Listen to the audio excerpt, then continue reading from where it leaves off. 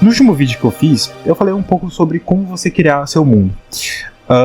Basicamente esse vídeo era mais focado em literatura e em escrita no geral. Então eu falei que ia fazer um vídeo parecido com esse, falando sobre como você pode criar uma campanha de RPG. Só que esse vídeo aqui é um vídeo preparatório, que você precisa entender algumas coisas com o mestre mesmo. Esse é mais um guia de como você ser um mestre de RPG e alguns erros que você pode estar fazendo. Basicamente que você pode estar abusando demais do seu poder, fazendo alguma coisa errada. E basicamente como você pode usar seu mundo de uma forma que não seja forçada, que não seja errada. E principalmente como fazer uma campanha, né, a partir desse mundo. Porque eu vejo que o cenário de RPG hoje em dia, ele anda em um declínio meio esquisito, porque ao mesmo tempo que muita gente está entrando no mundo do RPG, principalmente pela seção do RPG do Celtics e tudo mais, vem várias novas temporadas, tem muita gente que quer participar de RPG, mas tem muita pouca pessoa querendo mestrar RPG. Eu não vejo muito aquele intuito de pessoas querendo mestrar e tudo mais. Talvez seja porque a comunidade dos próprios mestres seja uma comunidade mais reservada, né? Mas no geral eu vejo muito mais gente querendo jogar do que gente mestrando. E se você é um player que sempre quis jogar RPG, sempre quis saber o que é RPG, eu vou falar um pouco do que é RPG. E então você, se você sempre quis jogar RPG, não se tornar um mestre. Ou se você já é mestre, só quer simplesmente ter uma experiência ou ter uma indagação de que você não está fazendo nada de errado. Bom, fica aqui que eu vou falar um pouquinho de como que você pode colocar o seu próprio mundo que você criou dentro da sua mesa. Vamos pelo básico. O que é o RPG? RPG é um jogo de interpretação. Em outras palavras, o que isso significa? Significa que é um jogo onde é que você atua. Ele é, entre aspas, filho do teatro ou filho do cinema, não é? Mas ele nasce mais ou menos ali na década de 50, com a galera começando a querer fazer jogos de grandes grupos. O D&D, inclusive, vai nascer desses jogos de grande grupo, que basicamente são jogos que você joga com uma grande infantaria, com uma grande quantidade de soldados em um campo de batalha, e você se enfrenta. Mas se você sabe o mínimo de RPG, você sabe que não tem nada a ver com isso, que não tem soldados, a gente não controla exércitos e tudo mais. E por que a gente não faz isso? Porque o D&D veio para esse lado, mais de você controlar, cada um controlar seu soldado, né? Nas primeiras edições, a galera começou a ver que controlar um único soldado, ou seja, só o general, e daí ele vai controlar os peões, era muito mais legal. Isso foi evoluindo até que a ideia de estar dentro de um exército era maneiro e tudo mais, mas era muito mais maneiro você juntar seus amigos e tentar enfrentar uma masmorra com um dragão no fim. Criava muito mais histórias, muito mais coisas épicas você fazer isso do que você necessariamente ir lá em um campo de batalha. Porque em um campo de batalha não tem como você ver tudo que está acontecendo, todas as mortes, afinal você está jogando de cima. Mas, para quem sabe da referência, D&D antigamente era muito parecido com o jogo das cartas lá de Hora de Aventura.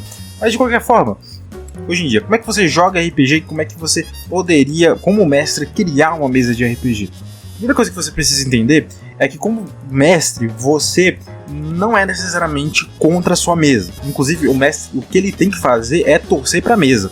Se você é o tipo de mestre que você vai lá e fala assim, eu vou colocar um monte de monstros aqui para ferrar a vida dos meus jogadores, você provavelmente está sendo muito chato, tá? Porque os seus jogadores, eles não querem só simplesmente sofrer e serem miseráveis. Eles querem ser os protagonistas também. Eles querem enfrentar os monstros, querem matar as criaturas, eles querem ser o que eles nasceram para ser. Você tem que entender como mestre, o mundo que você criou tem que ser feito para os players explorar, tem que ser feito para os players se sentirem como protagonistas dentro daquela história. Você até pode ter seus personagens preferidos que você criou e que você acha muito maneiro, mas em vez de colocar ele como um NPC que fica atrapalhando a batalha, coloca como um antigo soldado de guerra que agora não passa de um NPC que vai dar uma ajuda ali de vez em quando, mas não vai fazer nada demais, um herói antigo que já morreu há muito tempo, para não roubar o protagonismo da galera. Todo mundo gosta de personagens fortes, não é? Mas personagens fortes, quando entram demais na frente dos protagonistas, acabam roubando o protagonismo. Um exemplo aqui pertinente da cultura pop é o próprio Gojo, né? Que muita gente prefere o Gojo do que o Yuta, e nem é porque o Yuta é um personagem ruim. Tipo, quando você acompanha a primeira temporada, você gosta dele, mas ele é tão deixado de lado que você se importa mais com qualquer outro personagem do que com o próprio protagonista. Isso não pode acontecer na sua mesa.